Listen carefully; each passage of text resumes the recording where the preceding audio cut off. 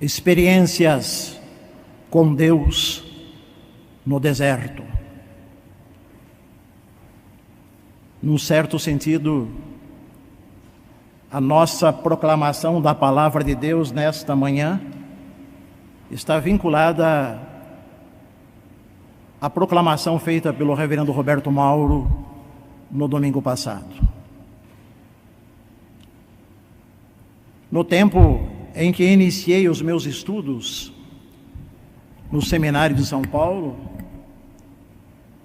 em 1968, o reverendo Abival era deão e professor de teologia sistemática. Uma vez por semana, um dos professores pregava no culto. Culto este estrategicamente colocado entre as 4 aulas da manhã. Numa delas, o nosso pastor emérito pregou um sermão sobre este texto. Estão desorientados na terra, o deserto os encerrou. E esse sermão se tornou muito célebre entre os estudantes. Foi novamente pregado pelo reverendo Abival em outras oportunidades, em distintos lugares, e pelo menos ouvi dele uma vez neste púlpito. Havia, porém, um problema com os sermões que faziam sucesso no nosso seminário naqueles tempos, especialmente os sermões do reverendo Abival. Os alunos, quando gostavam do sermão, tinham por hábito repetir esse sermão por todo o Brasil, de onde eles vinham e onde eles tinham oportunidade de pregar. Às vezes exatamente o mesmo sermão com as mesmas palavras. E não havia muita preocupação com a questão do plágio, com a questão da imitação. De qualquer maneira, recordamos hoje a primeira vez que eu vi este sermão fundamentado neste texto do livro de Êxodo. Trata-se de um dos episódios mais apreciado, rememorado e citado da tradição hebraica, envolvendo os tempos da formação do povo, das primeiras tentativas de organização social e política. Recordavam os hebreus posteriormente em suas festas a fuga do Egito, a passagem pelo mar, a peregrinação por 40 anos no deserto. Episódios estes que fazem parte da memória daquele povo, tendo inclusive sido tema retrabalhado no cinema e na literatura em várias oportunidades. Em 1956, uma versão hollywoodiana se tornou muito famosa, principalmente pelos efeitos visuais e auditivos criados por seu diretor, para mostrar como que teria se dado a abertura do mar e a passagem daquele povo. Naqueles anos, o filme Os 10 Mandamentos fez um grande sucesso. E nesse sucesso, que incluíam outras superproduções de Hollywood, os magnatas do cinema ganharam muito dinheiro com aquela versão dos 10 Mandamentos. Recentemente, uma reapresentação em capítulos dos 10 Mandamentos foi levada ao ar pela Rede Record de televisão, seguida de uma versão feita para o cinema, e que se tornou um sucesso de bilheteria. Alguns gostariam de colocar aspas nesse sucesso de bilheteria, pois, segundo os jornais, teria envolvido não diretamente a assistência de 10 milhões de pessoas, mas 10 milhões de bilhetes de entrada do cinema foram vendidos para este filme, apesar que às vezes as sessões não tinham mais bilhete para vender, porém, somente 10, 20 ou 30 pessoas estavam assistindo o filme. De qualquer maneira, teria sido um sucesso de venda este filme na sua modalidade moderna. A série da televisão que explora a epopeia israelita no deserto por 40 anos, desde a saída do Egito até a conquista da terra, continua sendo apresentada neste momento de uma forma romanceada, é claro, como convém à televisão, nesta série dedicada à conquista da terra de Canaã. Mas por que estamos abordando uma história neste 15º dia do novo ano? História que diz respeito a um povo que não é o nosso, a um acontecimento que teria ocorrido há mais de 3.500 anos. Que lições este episódio, este texto, esta narrativa pode trazer para nós que vivemos em épocas, espaços e contextos diferenciados? É justamente isto que queremos fazer nesta manhã. Tirar deste texto algumas lições que possam ser úteis para a vida cotidiana que nós temos nos dias de hoje. Façamos, em primeiro lugar, uma rápida análise do texto que está inserido no capítulo 14 do livro de Êxodo e que se constitui no coração do livro do segundo livro da Bíblia e também da memória do povo de Israel. O texto e o seu contexto. Todos os povos têm tentado de uma forma artística ou na literatura historiográfica ou romanceada, narrar os feitos heróicos que deram origem à sua história. Assim Camões escreveu os Lusíadas. Israel também narrou, numa linguagem teológica carregada de ensinamentos, as grandezas dos milagres realizados pelo seu Deus, o Deus dos seus antepassados, o Deus de Abraão, de Isaque e de Jacó.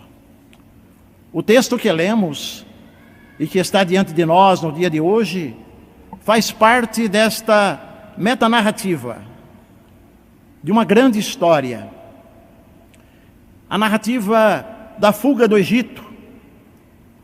Egito que na época era uma das grandes potências do mundo antigo, potência econômica, militar, política, que precisava de escravos para funcionar. E parte dessa epopeia começa com a ida para o Egito da família de Jacó, como nós bem sabemos, fugindo da fome, da miséria, tal como milhões de imigrantes fazem hoje o caminho inverso, atravessando o mar Mediterrâneo, correndo riscos de vida.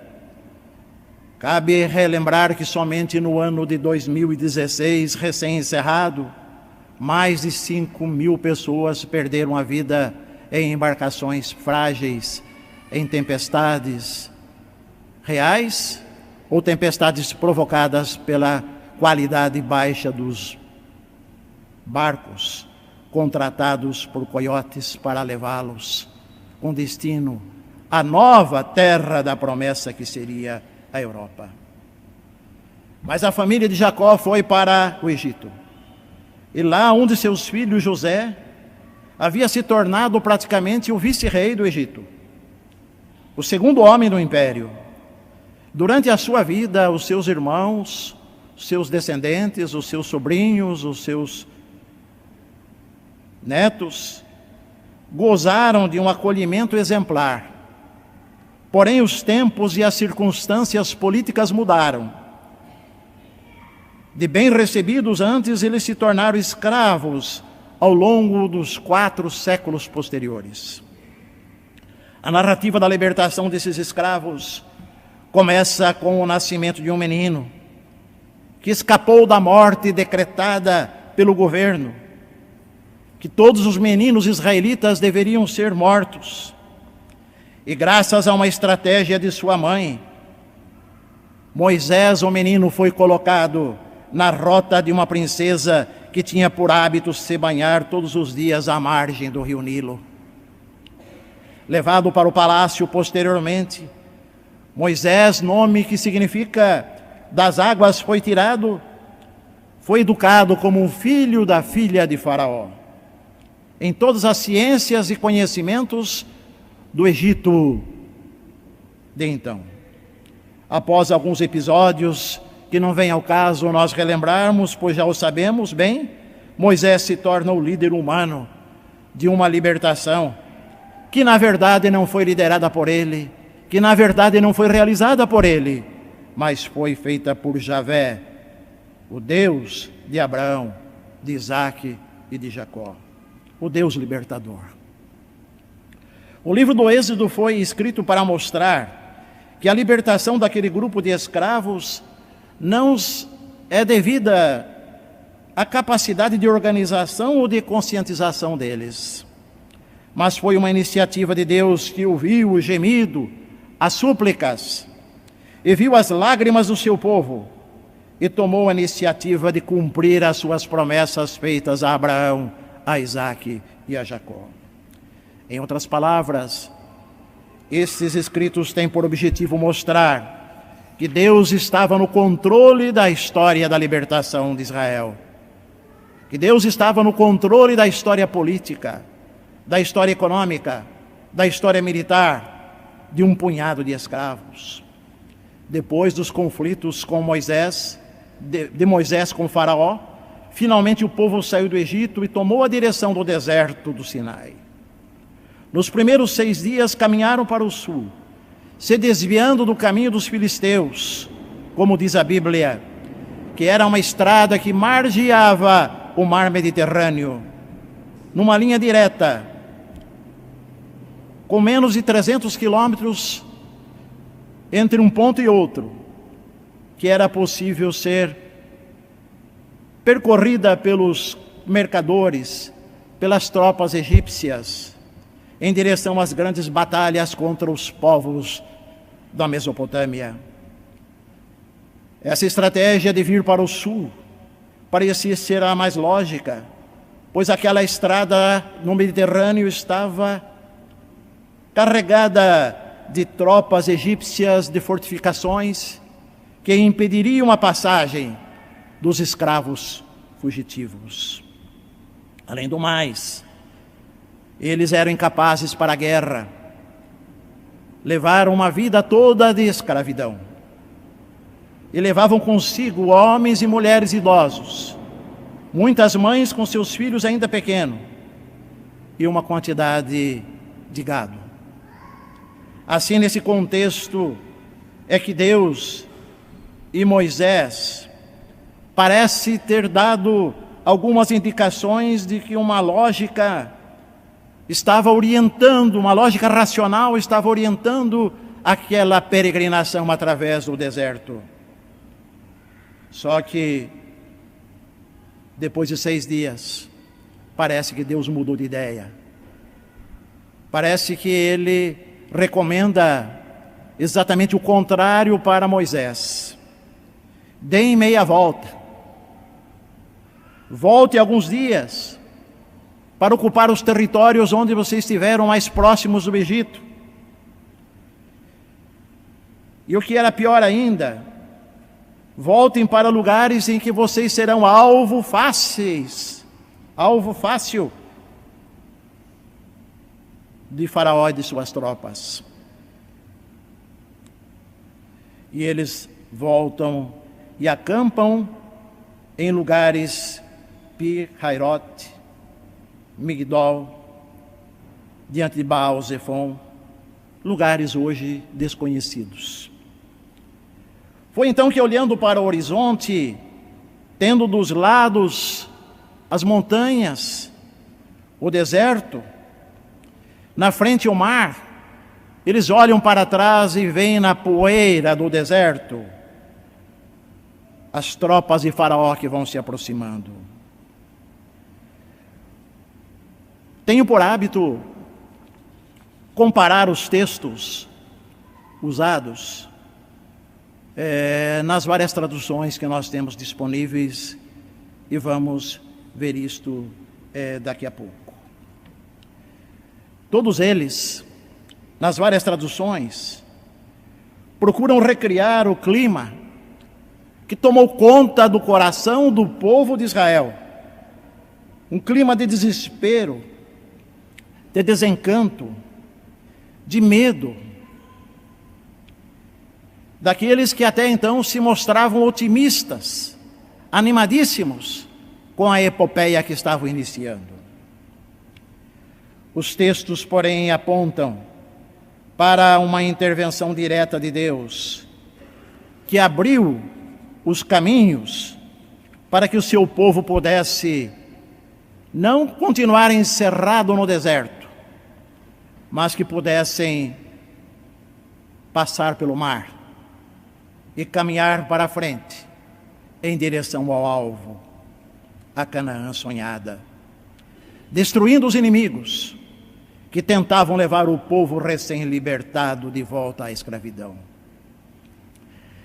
Esse texto nos apresenta pelo menos 3 olhares diferentes para o mesmo episódio. Ou seja, nós podemos encontrar na narrativa 3 perspectivas, 3 formas de olhar. Uma é o olhar de Faraó. Quando ele olha para o povo e ele faz esta afirmação que a Bíblia reproduz: estão desorientados na terra, o deserto os encerrou, na tradução que nós acabamos de ler. Os israelitas estão vagando, perdidos, prisioneiros no deserto, na nova versão transformadora, publicado pela editora Mundo Cristão. Andam vagueando, enlouquecidos na terra, o deserto os encurralou, diz a tradução ecumênica da Bíblia. Na perspectiva de Faraó, os ex-escravos haviam se tornado uma presa fácil para suas tropas.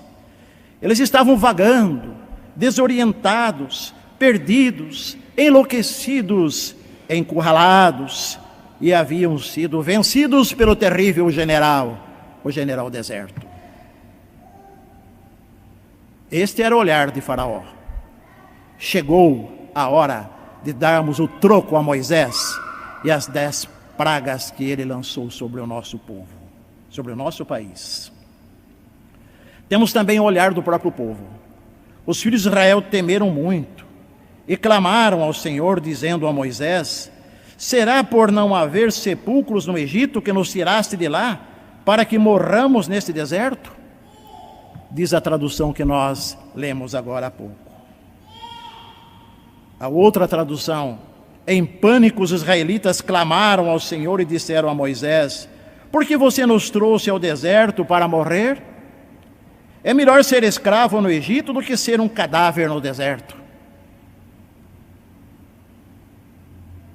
E a tradução ecumênica da Bíblia: ficaram apavorados e clamaram ao Senhor, dizendo a Moisés: é porque não havia túmulos no Egito que nos fizeste sair de lá para morrermos no deserto? Ou para morrermos neste fim de mundo, poderíamos afirmar na nossa tradução muito particular? Nessas 3 traduções podemos perceber, e nessas 3 perspectivas, os vários olhares que nós podemos ter para examinar esse episódio. Mas é importante percebermos que em todos eles havia uma preocupação em demonstrar o medo que tomou conta do coração dos descendentes de Israel, do pânico, da desesperança. Naquele contexto, eles começaram a imaginar Um Egito onde eles eram escravos, mas onde tinha um lugar onde eles poderiam cair mortos. Imaginavam até as panelas de carne com as quais eram alimentados depois de uma dura jornada sob o sol escaldante do Oriente Médio e Norte da África, construindo pirâmides e monumentos mortuários para os egípcios. Numa linguagem bem cabocla brasileira, os israelitas podiam dizer: lá no Egito nós tínhamos pelo menos um gato para puxar pelo rabo.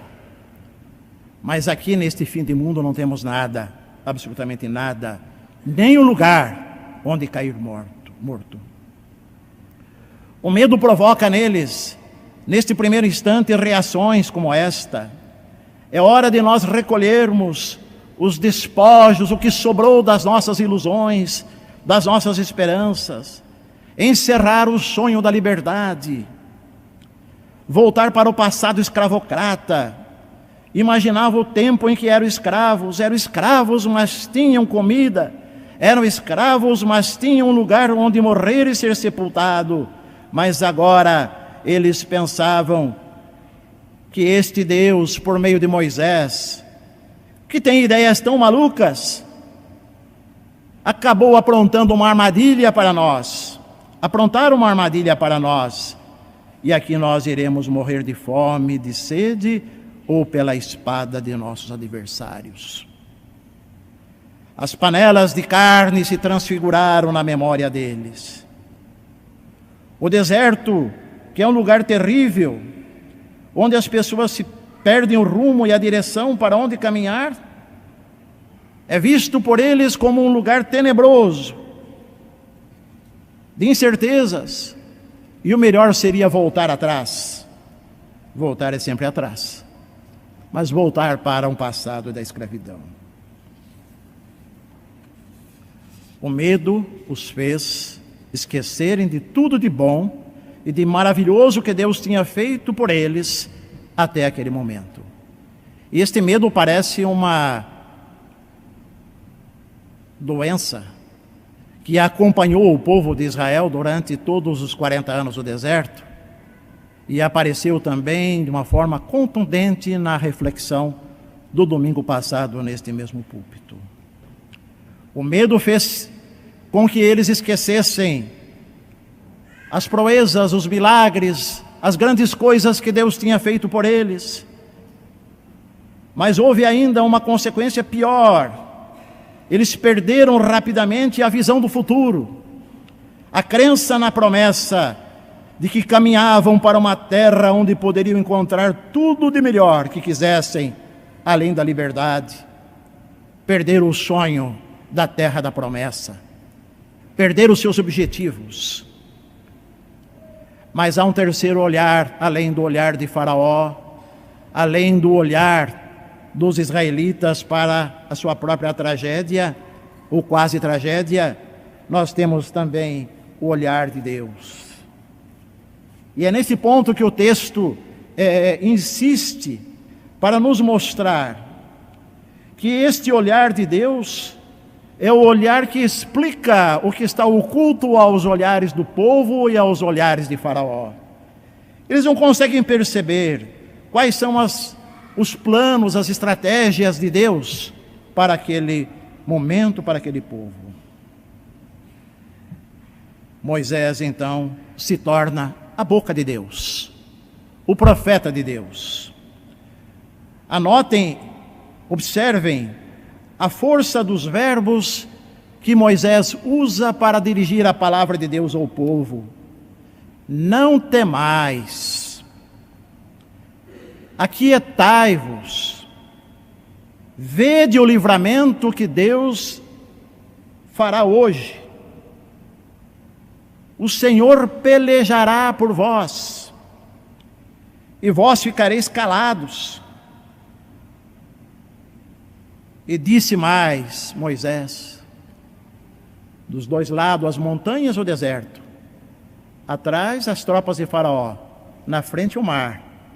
Numa palavra de fé ele diz ao povo de Israel que caminhem, que marchem, que vão adiante, Numa outra tradução diz, Moisés fala: não tenham medo, apenas permaneçam firmes e vejam como o Senhor os resgatará nesse dia. O próprio Senhor lutará por vocês. Fiquem calmos. Então disse o Senhor a Moisés: diga ao povo que marche. A tradução ecumênica da Bíblia diz: não tenham medo e vede a salvação que o Senhor hoje realizará para vós. O Senhor irá combater por vós. A guerra não é de vocês. O problema não é de vocês. A guerra será combatida, dirigida e realizada por Deus. Ele é o homem da guerra, diz o texto bíblico. Ele é o Senhor da guerra. Realmente, por um lado, o povo se sentia encurralado, sem saída, desorientado, perdido entre as montanhas, o deserto e o mar, e o exército opressor, e na sua frente o mar. Como ultrapassar todos esses obstáculos? Mas a história é bem conhecida. O mar se abre, eles passam pelo mar, e do lado de lá, depois da destruição dos seus inimigos, Moisés é colocado na boca de Moisés um belo cântico em que ele diz: cantarei ao Senhor, porque triunfou gloriosamente, lançou no mar o cavalo e o seu cavaleiro. O Senhor é a minha força, o Senhor é o meu cântico, e o Senhor é a minha salvação. A partir de então, eles passaram a andar em círculos pelo deserto durante 40 anos. E daquela geração apenas Josué e Calebe, pelos motivos que já soubemos aqui no domingo anterior, puderam alcançar a terra da promessa. Na segunda e última parte da nossa reflexão, que lições podemos aprender com esse texto do Êxodo capítulo 14? Nós vivemos um momento de rápidas e profundas transformações culturais, sociais, econômicas e militares e científicas no mundo que nós vivemos, nesse início de século, neste início de milênio.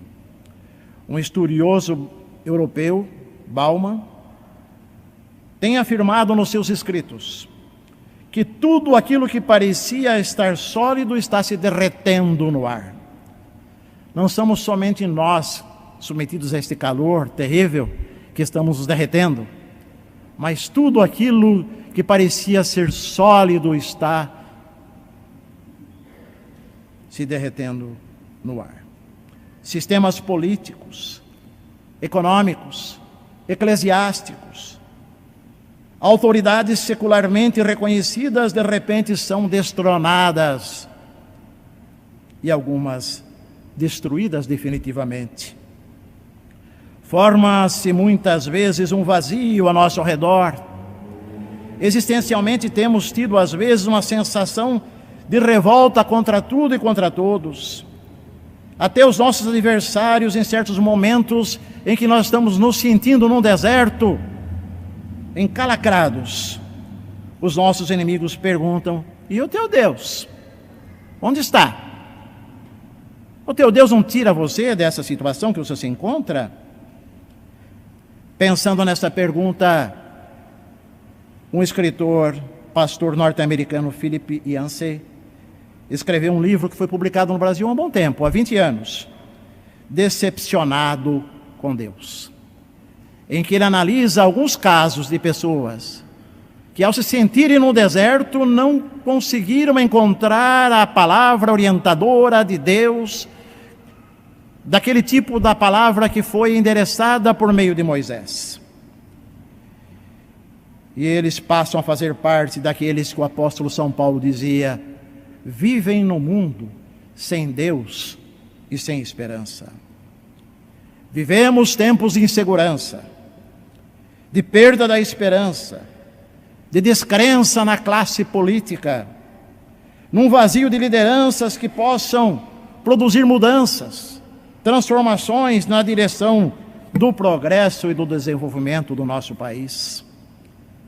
Há líderes religiosos que, insuflados pela própria mídia e propaganda, se tornam celebridades, mas às vezes de uma hora para outra são derrubados por um ou outro escândalo.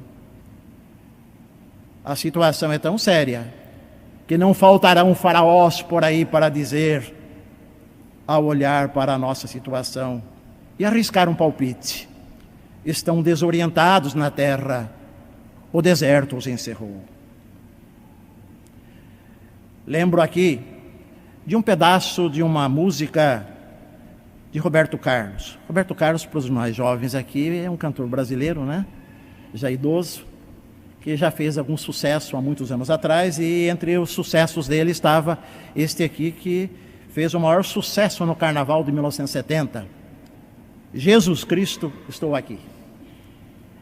E naquela música ele dizia: olho para o céu e vejo uma nuvem branca que vai passando. Olho na terra e vejo uma multidão que vai caminhando. Como essa nuvem branca, essa gente não sabe aonde vai. Quem poderá dizer-lhes o caminho certo? É você, meu Pai. E o refrão continuava: Jesus Cristo, Jesus Cristo, Jesus Cristo, eu estou aqui.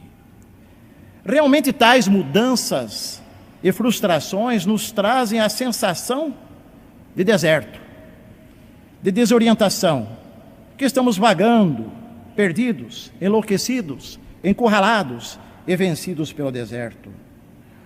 O deserto, no entanto, nos escritos bíblicos, tem uma função pedagógica também. O deserto é o lugar onde nós aprendemos a sobreviver com pouca coisa. Nele, Deus nos ensina que devemos depender somente dele.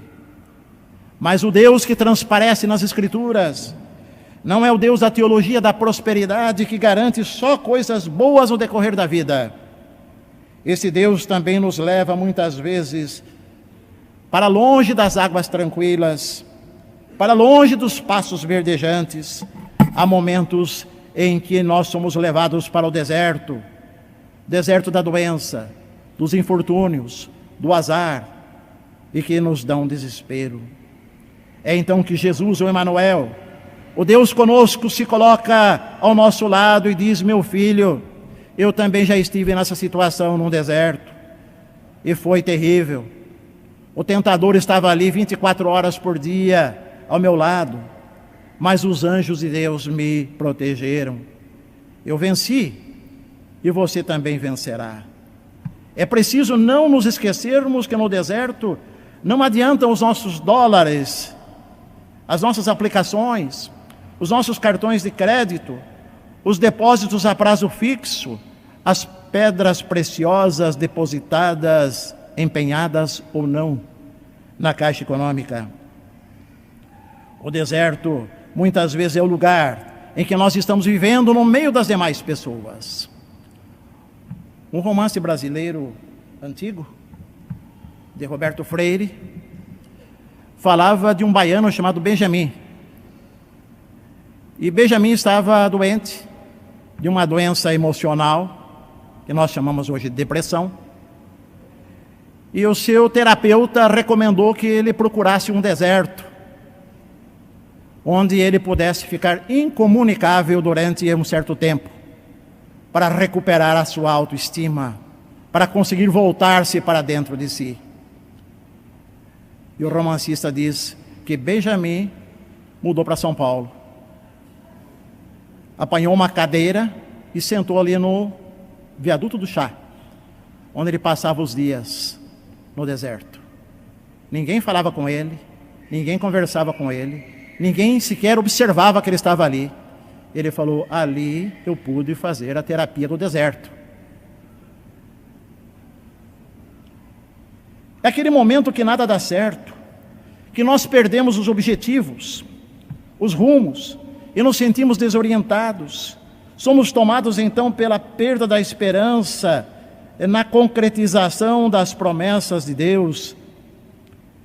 Nesse deserto É como se nós estivéssemos num lugar onde sequer o GPS funciona, onde não podemos nos orientar porque não há sinal de internet para os nossos celulares e para os nossos tablets. A terra da promessa está muito longe e aparecem os 10 espias negativos, pessimistas, dizendo que lá na frente nós não vimos nada ainda, porque lá na frente estão os gigantes. E esses gigantes vão se tornando cada vez maiores na medida em que nós vamos nos apequenamos na nossa fé e na nossa esperança. Precisamos, nesses momentos, revigorar a nossa esperança na palavra de Deus. Eis que eu faço nova todas as coisas. Precisamos nos esquecer da escravidão do passado e das panelas de carne do Egito. Há um hino que nós cantávamos e às vezes cantamos ainda nas nossas congregações: não volveis para trás os olhos, o perigo ali está. O deserto foi para esse punhado de escravos durante 40 anos, o período em que eles tiveram que aprender a ter agora uma mentalidade alicerçada na esperança e na certeza de que o Deus que faz as promessas, Ele cumpre o que diz. Não tenham medo, apenas permaneçam firmes e vejam como o Senhor os resgatará nesse dia. O próprio Senhor lutará por vós. Fiquem calmos e marchem. Vão em frente. Não se impressionem com o deserto, com as montanhas, com o exército do adversário que vem atrás e nem com o mar que está em frente. Confia que Deus está no comando, que Ele está encaminhando as coisas da sua vida de acordo com a sua santa e bendita vontade e não somente através dos nossos desejos. Tenhamos em mente que às vezes o Supremo Pastor não nos leva para essas águas de descanso nem para as pastagens verdejantes.